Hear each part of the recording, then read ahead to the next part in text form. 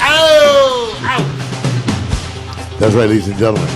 It's time for Victor Allen's New Sports. Victor's fan-based view of sports. Brought to you by the man that the ladies have nicknamed Sexual Chocolate. Rub his head and make a wish. Ladies and gentlemen, here he is. Victor Allen! And it's all sports! Yeah! Yeah! Sports, people! Yeah, that made it easy. That made it real easy, man. Well, at least one thing we don't have to worry about.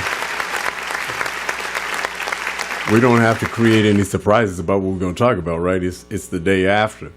And I'm not going to lie to you. I thought it was, going to be one of those Super Bowls where the first half, you sit there and go, oh, man, now I can do some other things because this is almost like a blowout and they haven't got to the second half. So you already know what's coming. So I said, well, you never know. And I remember putting out a tweet, and I actually was referencing, I'm going to be honest, I was referencing some of the broadcasters on the corporate stations, ESPN, whomever, and say, oh, you guys were saying this is a no-brainer. Look at the score. And then I put after that, but wait, it ain't over. And literally I put that there because I said, if you're going to put wait, it ain't over, think New England Patriots, because they don't get rattled. You either have to just beat them man-to-man straight up while with your discipline. But if all of a sudden you start committing those, what they call those errors, getting off your discipline, they will eat you alive. And so when the score ended up being 34-28, you're sitting there going, history's being made. Did you feel like history was being made, Mario, when you were watching the Super Bowl? There was a time which I almost, was just so chilled out. Right. Right. And I was like, it was just a little bit too chilled out. Right. And then all of a sudden it kind of stuck up on you. Right. And although, look, I'm not saying that this is true. I don't think New England had their playbook. I think, just from afar, from a person that really doesn't, sit there and say, well, I know the X's and O's. I just think they got tired. I think what has happened is they were that adrenaline rush where you go, pace yourself. They just got tired. Or the second half adjustments. I said, well, there wasn't no adjustments. It was the same game plan with New England. They just going to hike the ball. I just think they just lost their intensity and right. the other team. I think they got laid back. Yeah, I agree. Now, I'm not trying to say Atlanta had this coming. All I'm saying is, for you, will you remember this as one of the most historic football games ever, or is it just a tale of two different halves? It is the most historic. There's never been another Super Bowl that went to overtime. That's right. So it is historic. So there's a myriad of reasons, none of which, because I'm not a Patriots fan, but it also being their fifth. Right. Okay. Brady got his third MVP. It's just too many everything things to put there. And so you have to just go on and say that would be the greatest football team of any time. Right. He would be the greatest quarterback. And they may be the greatest team in any sport. Well, let me do this, too. And I agree that that's going to be a challenge there. And a lot of people are going to be talking about that. But let me go to what I want to just make sure I saw the same thing everybody else saw. As we roll down, you see Tom Brady, of course. Was this more of a comeback or the Atlanta Falcons collapsing? And for the people who are in Boston, Mario, they're going to say, no, this was the comeback. But for people watching, I give it the comeback. You think it was a comeback? Yeah, I'm not going to deny them. They earned it. Right. I mean, you just earned it. I'm not a fan. It's the people that I root against. Okay. But as far as I can see, they earned it. Did you see, let me just say this. Did you see any adjustments by the coaching staff for Atlanta, or did you see them stay with the same thing that they were doing most of the time? I didn't. To me, it wasn't really, I don't know. Maybe because I didn't see it as a matter of adjustment. Right. Your team needs to play harder. True.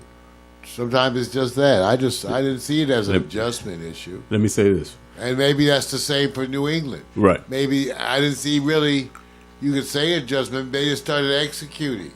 The passes, they know where they're going to pass. Right. They know who it goes to every I mean, come. See, I already know you're going. I don't. See, wait a minute. Whatever. It's kind of. I'm not even a football strategist. What did they do? Something that was a surprise? Let me say this. Let's say you're in the second half. The first half, Atlanta's averaging 6.8 yards per rush. That's crazy. Do you think that probably would have offset some kind of game plan adjustment by New England? They says, look, we're running at 7 yards per carry. Would you continue doing that? Would you continue saying? But my point still stands. Most times it's not a matter of most, absolutely most. In other words, the majority of times it's not a matter of adjustment. You can adjust all you want. Mm-hmm. You're being out hustled, out hit, outrun. Okay. And there is no adjustment. That's why you go out and lose. Right. So that's the way I see it. You can do all you want. It's not. There's a point at which there is no intellectual adjustment to the fact that you're being physically overpowered. Right, and I agree with you. That's it. That's what. So that was I agree with you. So to me, on either side, I don't think that New England adjusted, and I don't think that Atlanta adjusted. But I think that New England's team started executing. New England did have a moment. Atlanta stopped executing. Oh, there was a moment though that Bill Belichick even admitted. He said he immediately after the first 2 drives by Atlanta. Because I was watching and they said, I started making play adjustments right then and there. Now, I'm not saying that that's the same thing. I heard that, but that doesn't mean what play adjustments. No, like I'm not saying that. He was already doesn't change my point. No, I know you're talking about the hustle. Executing. Right, I know that. I'm just saying his game plan was to go, this is what I'm seeing on this side. And New England kept executing. Atlanta didn't. Now, let me take you to the Hurt Hotel. Let's roll up. There's a reason why I'm going this way. Because everybody on Atlanta is in the Hurt Hotel. Everybody. The whole damn team. You have first floor, 10th floor, 20th floor, 25th floor, and penthouse suites. And I'm ranking them this way. I'm just saying. First floor is the defensive secondary. They're confused. The 10th floor is the defensive line. We're tired. 20th floor is the defensive coordinator. Breathe and keep running. 25th floor is the assistant coach. He's dumbfounded because he don't know what to do. And then the penthouse suites is Kyle Shanahan and Dan Quinn. Maybe we should possibly blitz one time just to see what Brady's going to do. So my whole thing is, if you come down to this and say, if you had to make adjustments, say if your team is tired, does it start with the coach up top? Does it start with the offensive coordinator saying, we're not running the same plays? I agree, Mario. They didn't continue executing. But if you had to start somewhere and say, better offense leads to better defense, or better defense leads to better offense, what do you think? Better hustle. It's really straightforward to me. It's not rocket science. Try harder. Right. Do your job. There's nothing else to say. Do your job. Whatever excuses you have to say. They were missing Gronk. Everybody's hurt this time of year. And they had turnovers. There's nothing else to say when you simply get outmanned. You right. got outmanned. Right. First they weren't doing it, then they did. So that's not a coaching thing. They got a gift. That's a thing that's a man. So man to man, person to person, they have to look at themselves. They got gifts. New England doesn't turn the ball over. The idea that New England said, we gave you 2 turnovers. You had a 28-3 lead or a 28-2. No teams ever come back from anything more than a 10-point deficit. Right. So to come back from a 14-point deficit would have been history. Right. To come back from the deficit they actually had, rewrite history. Which now puts us in this position. Does this team come back, and are they your favorites, Atlanta Falcons, for winning the NFC, not the Super Bowl? Would they be considered your lead number 1 team? You know everything changes, because they said that about Carolina last year, and see what happened with them. Well, I don't know if they would be the lead. They are up there. It's a matter of, usually after you go to the playoffs, you lose players. Right. So you negotiate contracts. I don't know what's going to happen if they're going to lose players or not, but I think they would be considered.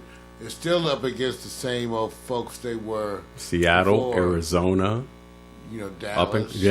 These teams are stronger in the NFC. So we'll see. It certainly is not a guarantee. Is New England favored to win the Super Bowl next year, just with what they have right now? Yeah, I would say so because they haven't any glaring weaknesses and they plan for growth. They have their backup quarterback played well in the games where Brady wasn't there. Right. So I don't see no fall off. Well, and then their players are happy, so I don't expect them to lose a lot of players. Right. I expect them to retain what they have, and so they're going to be the favorite. Right. Yeah. Absolutely. And I'm gonna give a shout out to Atlanta. You guys did a damn good job. Sustain it next time because you are young, up and coming. I just hope you don't lose the players. I hope the discipline stays there. But I really feel bad. Congratulations. I have to say this, Mark. You may not agree. Boston may be the best sports city in United States, man. That's your team. I want you to know that. Yeah, well, it depends how you base Sports City on. You may be. That would be. That would be a whole different criteria. Right. Wait a minute. But they may be. I don't know that I would say that, but again, I think that would be interesting to see what people's criteria would be for Sports City. Yeah. If you and look, I'm putting it out there because it puts a target up there for people to go, well, what city is really winning more championships more so in the last 10 years? Well, like I said, that's why what if you defined it over the last 50 years? There's totally so that's why I said it would certainly depend on the definition. Right. Okay. So that would be curious. All right, for all of you guys who really didn't watch the football game and wanted to see entertainment, let's just start with Lady Gaga. There's a reason why we're doing this, because she's learned how to say, I'll give you something before the show starts. And this is Lady G posing. Now, my first question, Mario, is what is she trying to feature? The glasses, her legs, the turf, her hair, or she just got swag? And Lady Gaga is one of your favorite entertainers, man. Well, I think right now she just packs a lot of punch. I don't know. You'd have to ask her. That's not the best body. True, but she works it. But she works what she has. Right. She's stylistically unique. Her voice is strong. Makes a lot. The type of music that she does, it's really the combination. I really like her, but again, I have no idea. What goes into her mind. What's making it. And because some of her outfits, don't move me. Other ones do. But I think the overall impact is that she's simply stunning most of the time. So. And here's the other thing, too, I'm finding out. I'm finding out that she literally, in this particular photo, is not usually the Gaga photo because she comes with, different type of an outfit. This seems to be one of those, hey, I'm sexy, straight out sexy. This is a sexy shot. Yeah. What are those 5-inch heels? Yes, they're high. They're high. So it's just like a traditional shot. So it's not Gaga-ish what I'm used to when I'm seeing what she's doing. So to me, she took a different turn here. But hey, look, she performs. Now we get to the one that I call the drop, catch, and jump. The drop, catch, and jump. We have to evaluate this and see what score we want to give it, because I want to know, do you think, Mario, that someone threw the ball, or is that one of those football machines that's at a certain speed and it is pointed directly at the step? It's probably a machine. You think it's a machine? Okay. But it would, I didn't think it. I don't know. It wasn't impressive. That of all the things, it was a very impressive performance. Right. That just didn't make a whole lot. It didn't hit you. Did any that part, just the jumpers football thing? Right. Yeah, that didn't get me. It's just, it was okay. It wasn't a big thing, kind of, to me. It would have been impressive if we knew how far she went down when she jumped. Like they kept it out of the way where they have the foam or somebody there, not somebody, but whatever's there to catch her to jump in. I wonder how far she had to drop. I can't tell. by the shot. Part of the whole performance was there was a number of things that were impressive, even with a wire. So True. I mean, that's why I said compared to that, the other things that wasn't that to me that wasn't that impressive. So if you had to sit back and say, hey, look, if it was something memorable, this wasn't it. Not for me. Not for you. And we've seen Gaga do other stuff. Yeah, all the stuff she did on the tower. Oh, yeah. Much better. Way better. Yeah. Okay. But again, it was just the exit. She was just saying, I thought it was more just to do, rather than be an impact stunt. Right. I thought it was just the fact that she was giving an homage to football. True. So it wasn't meant to be like a big time stuff. I thought that she was thrown down the mic until it was just more like saying bye. Right. Yeah, I don't think it was meant to be a big. All the other ones, even when she does, it's common for her to disappear from the scenes. True. By exiting in some way that something comes up. I took that to be that. Yeah, and this was a safe performance. And when I say that, I assumed that there was a mat right there. Yeah. She was gonna, all throughout the performance, she did stuff where she did and changed outfits. That's right. So it went at kind of like a standard. Nothing out of the box. Well, nothing really unique, but she was good though. The performance was exceptional. I don't think that the drum drop, whatever that is, was a big deal. Yeah. They're going to probably try to make it. That's why I was looking at it going, okay, it would be a big deal if you knew the height. And said, whoa, she jumped high. Get that much. Okay, but can't tell. They're not trying to do that. That would be both dangerous. So mostly her stunts are visual, right? Right. So they're illusions. Right. No, I understand. So they're made to look like you do something, but you're not. Right. So true. And it rated now, it's not really, not too many people are saying it was that great. The performance was good. Yeah. It was good. She had a very good performance. I would say a great performance. Okay. Man, well, one thing about it, she can sing her ass off. All right, going to go over to what they call the awkward moment that never happened, although they tried to make something of it. Roger Goodell having to sit back and congratulate Tom Brady and, of course, Bill Belichick. Now, we don't see this as it relates to the moment that they were on stage and the trophy speech, because everybody heard the booing. Rightfully so, you're going to hear that. But then there was the moment where Bill Belichick and Tom Brady were behind, of course, Roger Goodell, as he was presenting the trophy to Robert Kraft, and they were laughing at the time that he was talking. Not a big deal. Did Roger Goodell to you look like he just did his normal thing, was consistent, he wasn't disrupted, he got his flow? It's a non-story. Or did you see him get kind of rattled because he could not deliver in the way he usually does? It seemed like he cut his speech short to me. That's just me. Well, all his speeches are kind of the same to me. He's not a person who does grand speeches, you know. Right. And as far as I know, he and Belichick haven't ever had an issue. Never. So that was not going to be an issue with Belichick. Right. He and Kraft were friends before the other stuff, and right. So I guess it's not, to me, it's no big deal. It may be, you know, yeah. If anything, him and Brady more because of the suit, right? But you know, they sue each other all the time in the NFL, and then work with each other. True. So that again, that wouldn't be that different to me either. Okay. Gotcha. So I didn't think Roger Goodell was. I think the most important part was him getting booed, which works and is predictable. Right, but the fact that he handles, as far as I've known, he mostly has always handled those kinds of things kind of the same. Right. He does, and he expected it, and it was, to me, not much of a story. It was something for people to build up and to look and hopefully get ratings and get a lot of spin on. But when you saw it happen, it wasn't that much in the first place. Well, I knew that Kraft, none of the people involved are the type to do those things. Yeah. If anything, it would be settled. That's just the nature of the people involved anyway. Yeah. So I'm sure that was still there underneath the, you know what I'm saying? I'm sure it was there as part of the undercurrent. Right. It's just in terms of how they presented it on the air. Right. They, you know. True.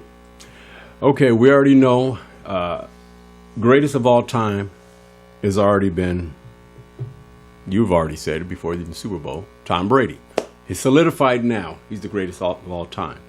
My question is, are the New England Patriots the greatest of all time? As a team? Yeah, I think so. Think so? Yeah. Now. I mean, if they're not, then I would ask people, then who are you comparing them to? Right. Because every person you compare them to, they have more stats than them. True. They broken all the records. Pittsburgh, they got every Dallas. Yes, I would say more than who else are you comparing it to? Right. This is a no-brainer. Not even arguing this. My question is, who is second place? 4 Super Bowls. Montana or Bradshaw. And I'm not going to include Peyton Manning. I know he's the greatest regular season quarterback, but I'm going by championship. So to fight for second, if you had to give a nod to who you think is second place, who would you vote for, Mark? Well, now why are you taking Peyton Manning out? Because that's my choice. I know. I took him out. That's my whole argument. So you could come back and say, "Oh no, don't take him out," okay, because so that's the second place quarterback. So for you, it's Peyton Manning. Yeah, I hope he has more than. I think he accomplished more than Joe Montana. Okay. Based on regular season. Yeah, just based on his record of wins and all of that. Okay. All right. Yeah, it's good because actually, when people are talking about the greatest, you look at Super Bowls, you look at championships as part of it, but I don't think any one of those is the single defining thing. I agree. Like the person who had the most Super Bowls is I wouldn't let that be. So if you define it like that, then it is based on the way you define it. Right. But I wouldn't define it like that. So I would have to look at their whole career. Right. And also how long the career. So my number 2 has been Peyton Manning. Okay. Okay. Cool. But I think that was my number 2 before this. Anyway, I still thought Brady had on him before this. Right. Yeah. I've always had Brady had the nod. I was always surprised that Terry Bradshaw with 4 Super Bowls. It lets you know that probably his regular seasons wasn't that great. That was never included in the conversation, although being a 4-time Super Bowl winner. And it adds to the point that you're talking about, that the regular season, all the other factors are included in why Peyton Manning. I don't think even for him it's regular season. It's just the overall career thing. Right. True. Okay. All right, we're going to exit out with this one because it's the only NBA story, and the percentages of trade has gone up for Carmelo Anthony. Went from 15% a couple of weeks ago, and it looks like it's at 25%. And the simple question is, should he get the hell out of New York or just ride it out for the next few years? Carmelo. He'll be 33, probably around 33. It just depends on where he gets the best deal. Yeah. Probably he's got a nice, strong contract. If someone wants to pay him more, and the situation is right, I think he would go. But to go just for the sake of going? Oh, no, not that. Yeah, no. He has. This is all about money. Yeah, it is, and everybody knows it. It's you hit the nail on the head. It's not about. It's the right deal, and he'll move. But who wants to absorb that contract? And I think the problem is for them, they can't get enough for him. Right, they can't. They can't. So So whatever way they're going to do, they're going to take a loss. Now maybe they could take a loss and get another player that fits. Right. Well, so say they take a loss financially, but the other player that comes in fits better and the team performs better, then maybe it's not a loss. True. I mean, I think it has to do with the fact that they, money-wise, straight terms of money, in order to change away from him, they're going to have to take a loss. Absolutely. On their investment in him. True. They do. And that's what the issue is now. If they want to take that loss, then okay, You see the similarities as it relates to what Kobe, his time at the Lakers? To me, it's pretty much the same. Yeah. Same thing, and the same reason why they couldn't trade Kobe. So I don't think it's up to him, to tell you the truth. I mean, it's up to him to a degree, but it's up to him whether or not the Knicks leadership wants to take that loss. Absolutely. If someone actually wanted him, right, and was willing to pay what they wanted, they would probably do it. Absolutely. Absolutely. And so, hey, look, we do want to see Carmelo get at least an opportunity to at least make an impact. But if I had to vote what I hope happens, I would want to see him go to a team because I just don't see New York, because of the amount of money they're carrying on their books and everything, it's going to make the impact that they need in a couple of years. They could, but I just don't see it. But in the meantime, I can't see anybody. What team? What? The only two. The bad thing. Who would he make better, Vic? Cleveland, because they don't have JR right now, and they don't. See, the problem, every time you name somebody like that, what they have to give up for him, Kevin Love, changes the team. Kevin Love, and then would you take a younger? No, they're kid? not going to trade him for Kevin Love. So they need a third team in there with some other players. Well, I'm just saying that's not. I mean, that's who they're throwing. That would be considered. I don't know that I would consider that. Right. Well, they value, even though some of the issues about the players are similar. Well, you make a good point. When they offered and talked to the Clippers, they did not. They were agreeing that they didn't have to take Paul, Griffin, or DeAndre, and that other players they could work around, can deal from New York. They didn't want one of the big three, and still didn't happen. That's why that made that kind of trade has the most potential, because you can rebuild. Remember, you're going to take a money loss, but you can rebuild. But that's what I was saying. If you get the players you can rebuild with. Right. But you're right. That's why I thought Clippers have the most depth that they actually may be able to. Right. Even though they need another team in there. Even though because it's no player. I still would have to see. The Clippers have trouble merging the players they have. That would be interesting. And I'm not saying that as a person who likes Carmelo. Right. But I like Carmelo. I just have to think of what situations are best for players like that. Yeah. And I had the same issue with Allen Iverson and other people. Yeah. So my thinking, the Clippers might be the best thing that could ever happen for him. The other places where you could name him, they would never make that trade. Don't dare say San Antonio. Don't say it. They would never make that trade. Okay, can't. They don't. And he can't play under Popovich. Right. And people say maybe he can. I say, well, maybe he can. That would be something to see. If he would agree to go there, right, I would be excited. If Popovich wanted him and he actually would agree to go play Vic, right, I would get excited. I would get excited. That would mean Carmelo was buying into the whole philosophy and everything. Right. What teams are good at is not taking away from what your strength is. Carmelo's strength is he's a scorer and he can't be stopped. The trade-off is now he's a team. Do you want him to be a leader and be impactful on defense? Very difficult. And how do you structure an off? To me, I don't ever find that those offenses that are structured that way are successful in championship games. They're good to win throughout the season, right? But they never can perform in the postseason because as a team, right, they make it easy. Yes, stop one guy. Right. You end up stop. There's nobody who can go to the playoffs with a stop one guy team. If they do, they'll get stopped. Right. It's one of those things. Work for LeBron. It works itself out. You end up going, who would not take him?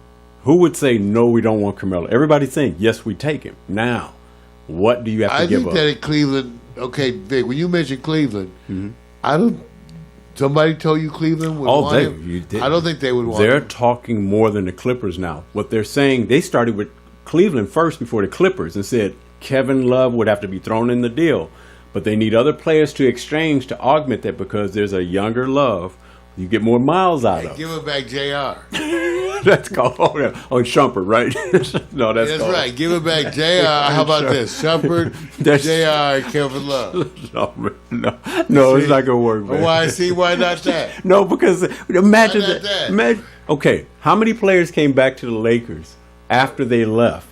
And then you said, want him. But what if maybe they want him now? Okay, I tell you what. Okay, I got to say this. I'll leave it for next week. Okay, we already talked, Mario, you and I, about Jim Buss having to deal with something he promised. Magic Johnson's back in as a special advisor. We know that. He made an agreement with Jeannie in 2014 that this team would be competitive to the playoffs, being in the playoffs by 2017, or he steps aside. Do you believe that will happen? Jim Buss. Competitive. He said in playoffs now. It's 2017. They had 17 games winning. This is it. Is it? Will I think that'll be different, but let me. Is he gonna? I think the Lakers are going to make noticeable changes every year. I agree, but he said he will step aside. If you said 2018, I feel better, but right, but 17 may be hard. But I'd be willing to root. You know, he ain't. Is he moving? I'm rooting for them. I am too. But does he need to move aside based on his promise? His promise is he steps aside. I don't know. He needs to move aside based on not performing. You're right. I don't care about his promise at all. I mean, that's him and his sister. Right. He's not. He obviously. I mean, he's not the first person who's inherited a leadership position and underperformed. That's what he's doing. Look, imagine inheriting a money-making machine. Okay, that's it. He's winning. I'm out, man. New Sports, we done, man. We'll do it next time. That's right. It's Victor Allen's New Sports, fan-based view of sports, controversy and beyond. How do you feel? That's right, tune in. It's a recurring segment of the Morning Cup with Mario show. Every Monday here live. You get it rebroadcasting at packstereo.tv. Victor Allen's New Sports. Just appropriately. Sports bras and jockstraps. Don't forget your talcum powder. Yeah.